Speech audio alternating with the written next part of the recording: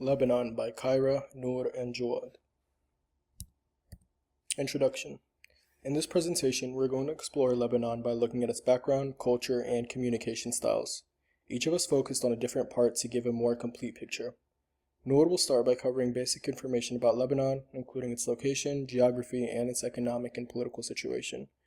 He'll also talk about the different minority and migrant communities in the country and how they relate to the larger society.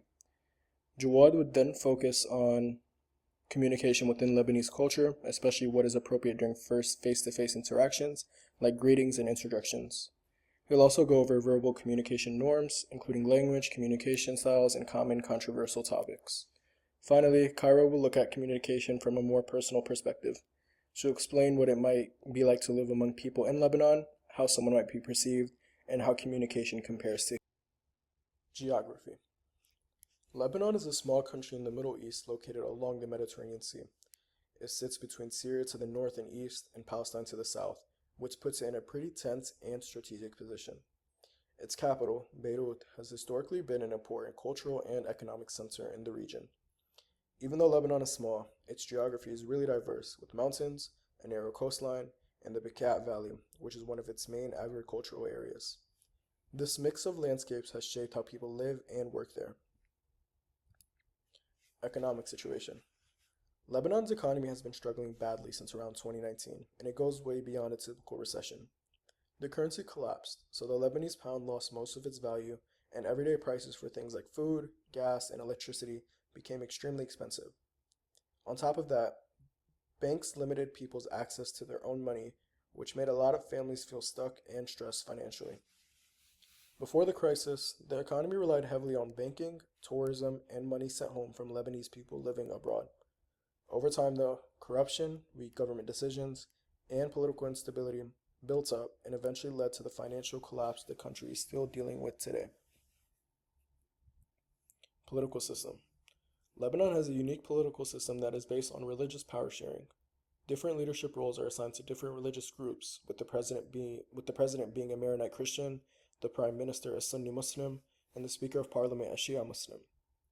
The idea behind this system was to keep balance in a very diverse country, but in reality it often leads to disagreements and slow decision making.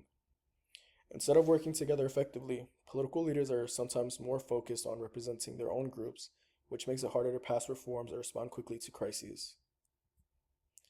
Political situation. A lot of Lebanon's current political problems go back to its history, especially the Lebanese Civil War, which left long-term divisions that still shape the country today. On top of that, outside influence has always played a role in Lebanese politics, which adds more instability and tension. More recently, the situation along the southern border has escalated between Israel and Hezbollah. This has led to airstrikes, rocket fire, and heavy damage in border areas. Thousands of people in southern Lebanon have been displaced from their homes because of the fighting, and civilians continue to be affected. Thousands have been killed, and many more have been injured. At the same time, Lebanon is still dealing with internal pressure from protests over corruption, economic collapse, and lack of accountability in government. Even though frustration is high, real political change has been slow because the system is deeply divided and difficult to reform. This is a picture of the Lebanese Civil War, and these are more recent pictures of southern Lebanon with Israeli airstrikes and people evacuating from those villages and towns. This here is a picture of Lebanese protests over the economy. Minority and culture groups.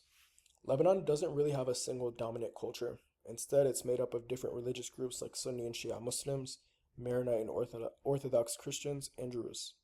These groups all have a presence in society, and the country is structured around keeping a balance between them. Because of that, relationships can be cooperative but also tense depending on the situation. Palestinian and Syrian communities. Lebanon is home to large Palestinian and Syrian communities, and together they make up a noticeable part of the population. Palestinians, many of whom have been in Lebanon since 1948, make up roughly around 10% of the population depending on estimates. Most have not been able to return home to Palestine because during the Nakba, many were forced to leave their homes and land and were not allowed back. In Lebanon, Palestinians face restrictions mainly because they are not given full citizenship. The government has historically limited their access to certain jobs and property ownership. partly to avoid permanently settling them in a way that could change Lebanon's political and religious balance. Syrian refugees, who arrived more recently due to the war in Syria, made up about 20 to 25% of Lebanon's population at their peak. In recent years, some Syrians have returned to Syria, but many still remain because of safety concerns and limited opportunities back home. Overall, both groups have complicated relationships with Lebanese society.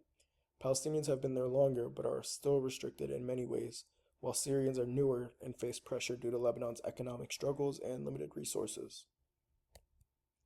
And these are pictures of Palestinian refugee camps and Palestinian refugees in Lebanon. And these images really hit close to home.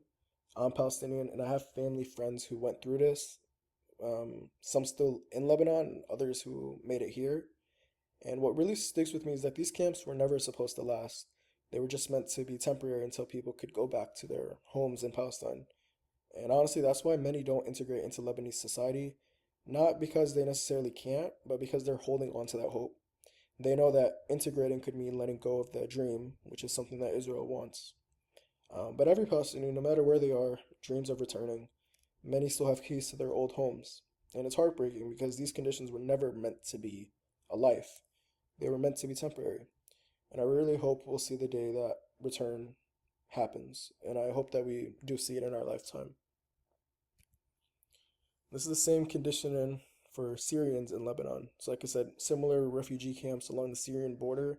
But thankfully, after the fall of the dictatorship in Syria, many Syrians in Lebanon have returned to Syria back to their homes and are now living back in Syria.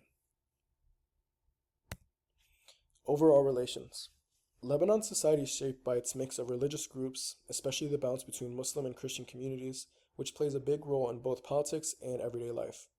Instead of having one dominant culture, the country runs on a system where these groups have to share power and coexist. Even though there are still tensions at times, within the structure, Palestinians and Syrian communities exist more on the outside. Palestinians, many of whom have been in Lebanon since the 1948 Arab Israeli War, were never fully integrated and still face restrictions because they are not given full citizenship, because the government does not want to disrupt the country's religious balance. Syrian refugees who came more recently from Syria also struggle with limited access to jobs and services, especially as Lebanon deals with its own economic crisis. Overall, while Muslim and Christian groups interact and share influence within the system, Palestinian and Syrian communities tend to have fewer rights and opportunities, making their relationship with the broader society more unequal. Lebanese culture places a strong emphasis on family, hospitality, and community. Extended family networks are central to daily life, and social obligations to family often take priority over individual interests. Lebanon has a vibrant art scene, a strong food culture known across the Arab world, and a history of producing writers, musicians, and poets who gained international recognition. Despite its struggles, Beirut has long been considered a cultural capital of the Arab world.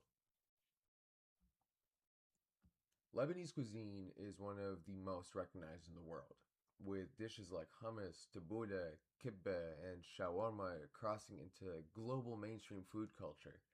Food is deeply tied to identity and hospitality, offering food as a form of, respect and connection. Music and debke, traditional folk dance, are also important cultural touchstones, especially at celebrations and community gatherings. Lebanon is generally a high context communication culture, meaning a lot is conveyed through tone, relationships, and what goes unsaid rather than direct statements. Social hierarchy matters. How you speak to an elder or a authority figure differs from how you'd speak to a peer. Hospitality is a core social value, so disagreement is often handled indirectly to preserve face in relationships. French and English influence, especially among educated urban Lebanese, has introduced some lower context communication patterns into professional settings.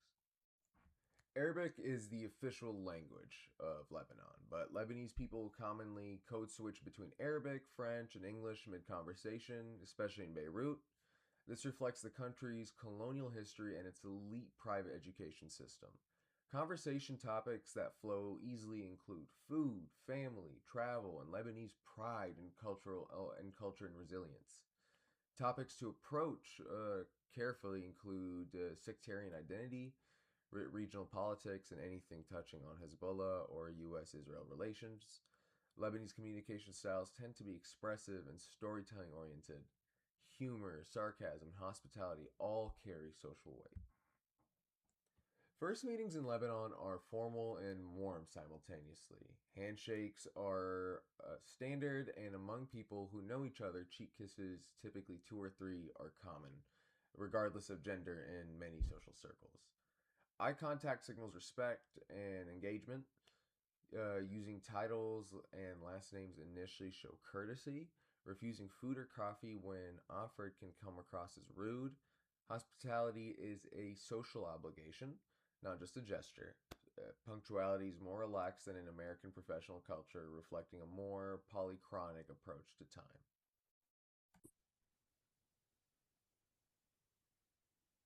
Verbal communication norms. Lebanese people speak Arabic as their official language, but what makes them truly distinct is their fluid multilingualism.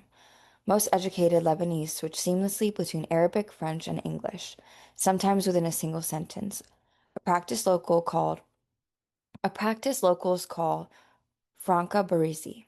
French remains deeply embedded from the colonial era and is used in law, medicine, and formal education, while English dominates business and technology sectors.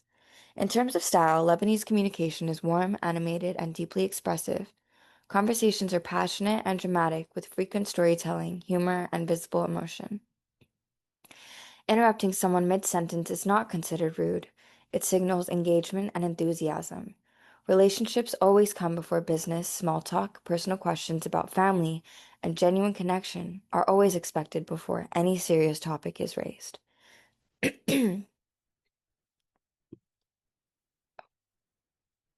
Preferred topics include family, food. Lebanese cuisine is a source of immense national pride. Current events, sports, entrepreneurship, education, and Lebanon's history and beauty. Topics requiring more care include sectarian identity, whether someone is Shia, Sunni, Maronite, or Druze, as well as direct political allegiances to Lebanese factions. The Lebanese civil war is deeply traumatic and should be approached only if the other person raises it. It is also important to never assume that Lebanese equals Muslim. Lebanon is roughly 40% Christian. Some, nonverbal communications. Lebanese people use their hands constantly, with gestures underscoring nearly every point they make. Eye contact is direct and steady, which signals respect and sincerity rather than aggression. A particularly important gesture to no. Raising the eyebrows and clicking the tongue means no, the opposite of what most Americans expect. Nodding the head upward once can also mean no, rather than yes. Touching the chest while greeting someone communicates genuine warmth and sincerity. Lebanese conversational distance is roughly 1.5 to 2 feet, noticeably closer than the American norm to 3 to 4 feet. Standing close is an expression of trust and friendliness, not dominance. Same-sex friends commonly walk arm in arm or hold hands platonically, which carries no romantic meaning. Mixed gender proximity tends to be more reserved in conservative families, while urban Baruts are generally more westernized in their spacing habits. Physical touch is common and expected. The standard greeting among friends is 3 kisses on alternating cheeks. Handshakes in business settings may linger longer than Americans are accustomed to, and touching someone's arm or shoulder during conversation is a sign of friendliness, not an intrusion.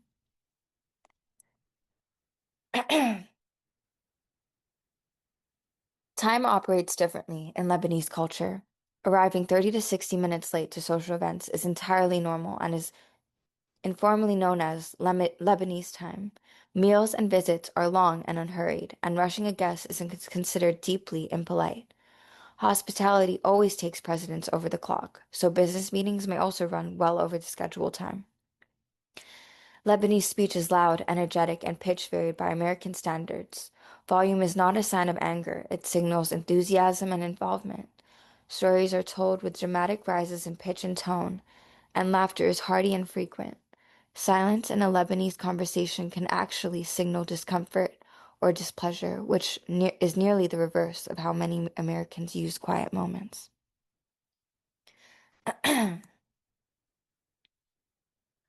Lebanese visitors or immigrants to Richmond would likely find both genuine warmth and some cultural friction. On the side of similarity, Richmond's Southern culture places a strong value on hospitality, family, and food, all of which resonate deeply with Lebanese values.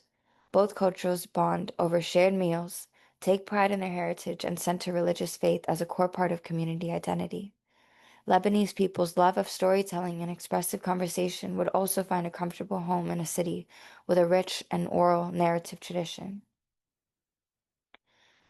The differences, however, would be noticeable. Lebanese conversational volume and the habit of overlapping speech could easily be misread by Richmonders as aggressive or rude, when it is actually a mark of engagement. Standing very close during conversation and the triple kiss greeting would likely feel startling to people who are accustomed to more physical distance and a simple handshake. Lebanese time would create friction in a professional setting where punctuality is expected. Code switching between Arabic, French, and English in a conversation could feel exclusionary to a monolingual American nearby. In terms of acceptance, Richmond is a genuinely growing and diverse city. Its universities, hospitals, and tech sector attract international communities, and Lebanese cuisine is already familiar and well liked here. Christian Lebanese would find active Orthodox and Catholic communities. Muslim Lebanese would find established mosques and Islamic centers that said Lebanese people who present. Oh, sorry. That said, Lebanese people who present as visibly Arab or Muslim may encounter residual post 9/11 suspicion or misidentification in some context, particularly outside of Richmond's urban core. Overall, a Lebanese person in Richmond would likely be warmly received on a personal level, while needing patience and cross-cultural awareness to navigate the moments where their communication styles depart more sharply from the local norms.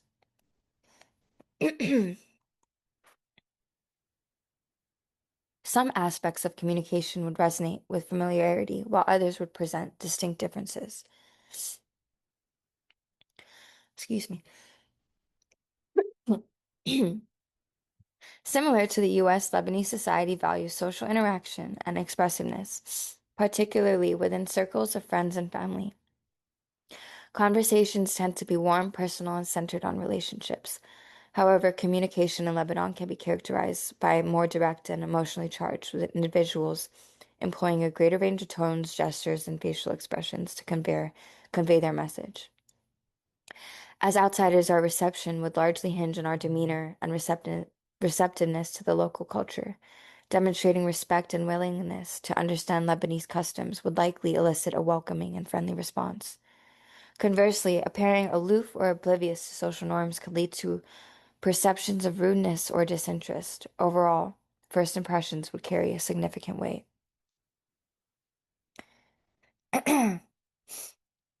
For our conclusion, Lebanon stands as a nation deeply enriched by its diversity, historical tapestry, and profound cultural essence.